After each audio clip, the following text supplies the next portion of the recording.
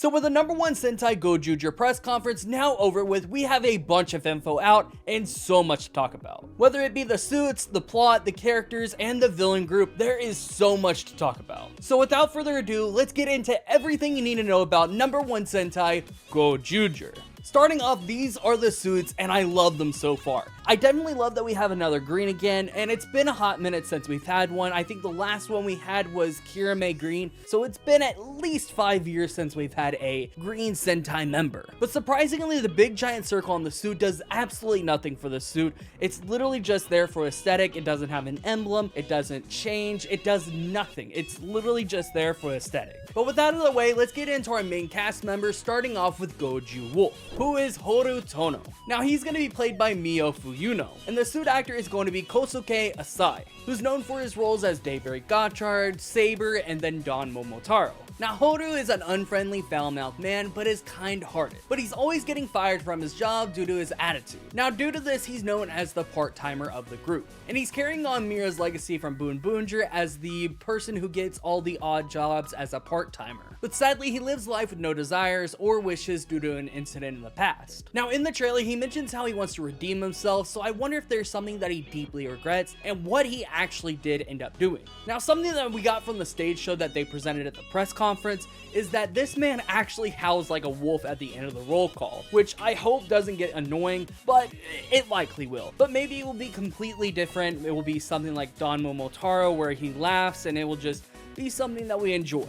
But from all of this, we can tell right away this guy is going to be an actual jackass. Like, this dude is asshole reincarnated. But moving on, we have Goju Lion, who is Rikuo Byakuga, and he is played by Hideharu Suzuki, and his suit actor is Yasunari Tsukangoshi. And this is actually his first time doing an official ranger role in the story. He's mostly been Monster of the Week or doing ranger roles and all of that. But going on to the actual character himself, can we just talk about his drip? Like, bro has some style. Like, I love this man's style. He's got a nice jacket, he's got a nice pants, it looks awesome. And it's fitting because he's an ex-super idol.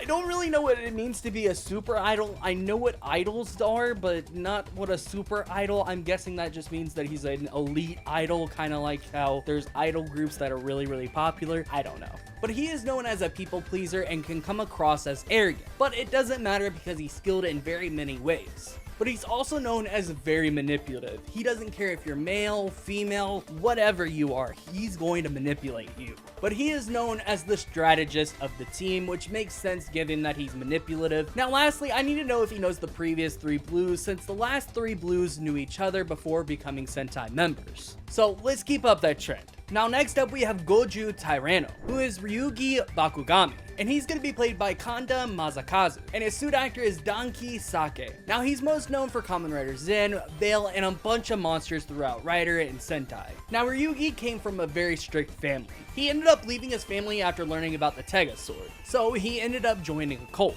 But now he devotes his physical strength to being a follower and is happy doing it. And in the trailer, we see this man lifting a boulder with just minimal effort, so this dude is just jacked. But his title is the Tegasword follower. And again, this man is just a straight up cultist, which is insane. But up next we have Goju Eagle, which is Kenjiro Takehara. And he is played by Jin Matsumoto, and his suit actor is Shogo Teramato.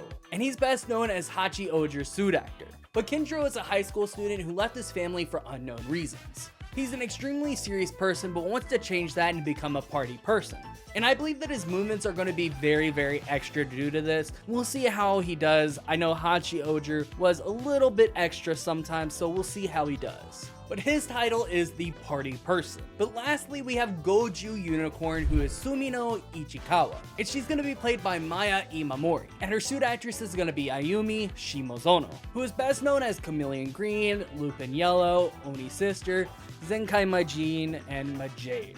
And this is our first main female Black Ranger, which is amazing. It's nice to see that finally. Now, Sumino is a former police academy student who got outcasted by her colleagues after an incident. Now, that could mean multiple different things, but we don't know the details as of now. But now she's working as a high-class detective with a part-time job. And I really hope that they do some Kamen Rider Double style episodes with her trying to solve mysteries and all of that stuff. And lastly, she uses her charm to get her way into things. Also, is it just me or does she give off neon vibes a bit? Now, one thing that I noticed about the team is that they are full of people that have been outcasted by society. Whether it be outcasted from your family, being outcasted from your co-workers, or just outcasted from the society in general. Every single person on this team is an outcast, which is a nice change in pace. The last couple of Sentais, the whole entire team was very connected to the society as a whole.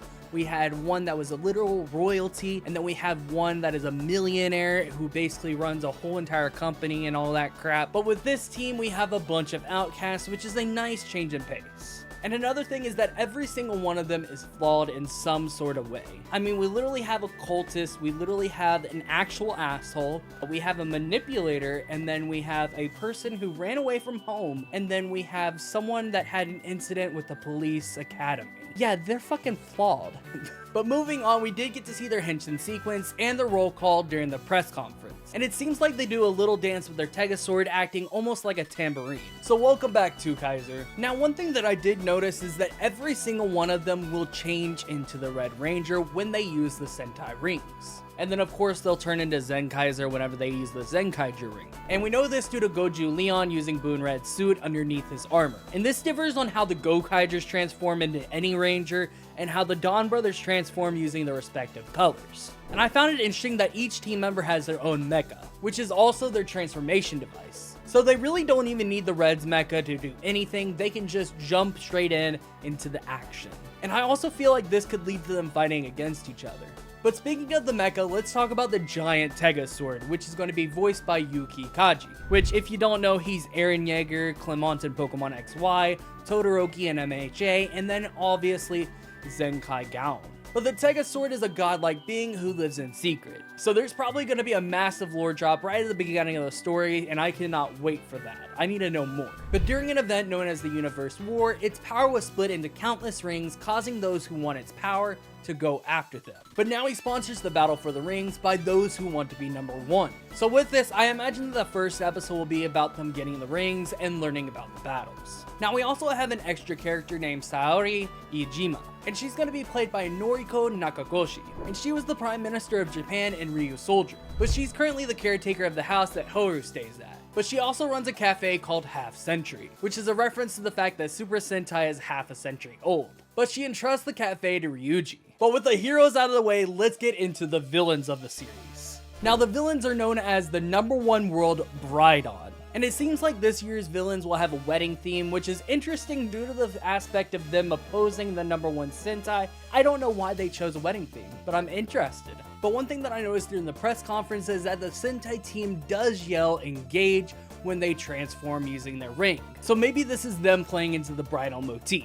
But getting straight into the villains, we have the undefeated Fire Candle. Now he's going to be played by Daisuke Sambongi. I'm hoping I'm saying that right, but he's going to be one of the executives, specifically the Special Attack Commander. He deeply cares about his comrades and is highly respected by others. But he does get overly impulsive sometimes. But him and Horu do not get along.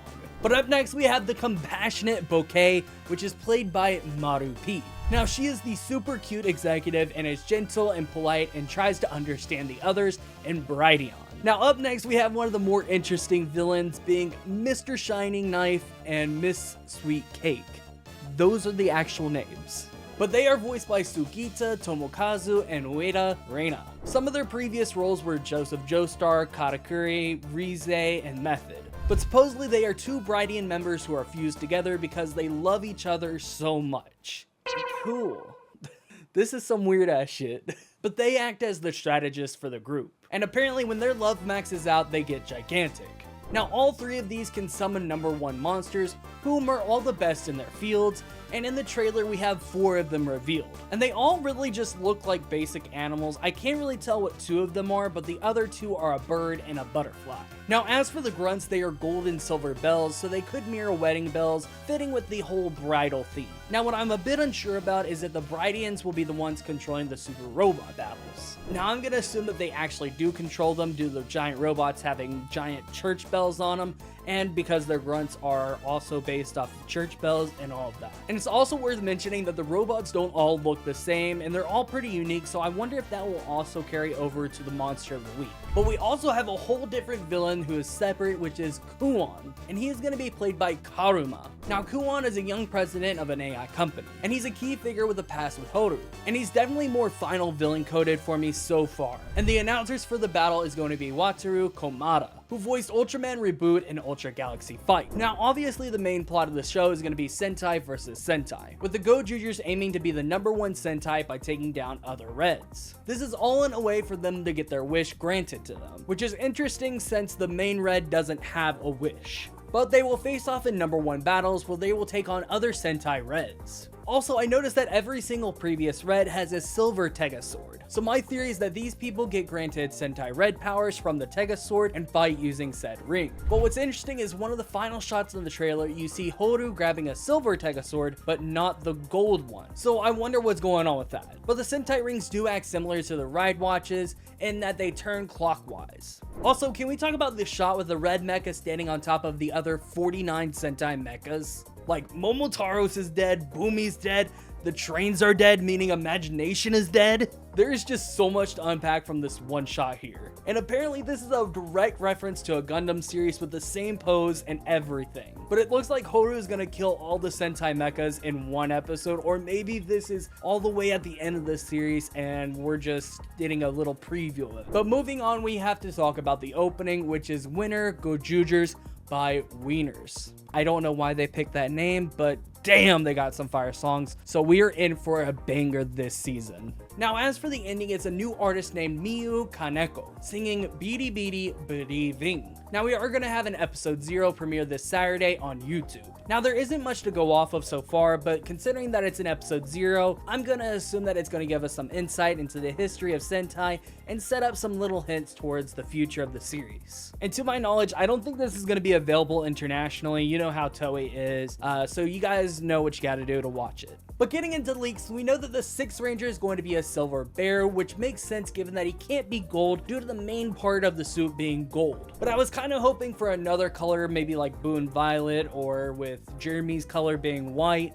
You know what I mean. But nonetheless, I'm still glad that we're getting another bear because I think there's only been 2 bear Sentai members, which is crazy. Considering that they have a bunch of animal Sentais, I'm very, very shocked that they haven't touched more bear Sentai team members. And one of those was based off of a constellation. Now, one thing that we do know is that the shooting is apparently going to be very similar to GAVV's shooting, where they're shooting months in advance. So we have a leak from a couple weeks ago where they're shooting a scene. Not much to go on, but we do have Gozyu Leon, we have Gozyu Tyranno, and then we have GozyuWolf out there. So like I said, there's not really much going on there. Now, one thing that we did figure out from the toy is that the Tegasword does have 66 combinations. Now, when we add up the 50 Sentai rings, the 5 main team member rings, the 5 robot rings, and the 1 Kamen Rider ring, which there's obviously gonna be, and then the 1 special ring with Gozyuger and Gorenger. So with that said, there's probably only gonna be 2 free slots left for a power-up, which is most likely going to be an attachment of some sort. And if you guys want to get a Tegasword of your own, you can use my link down in the description below.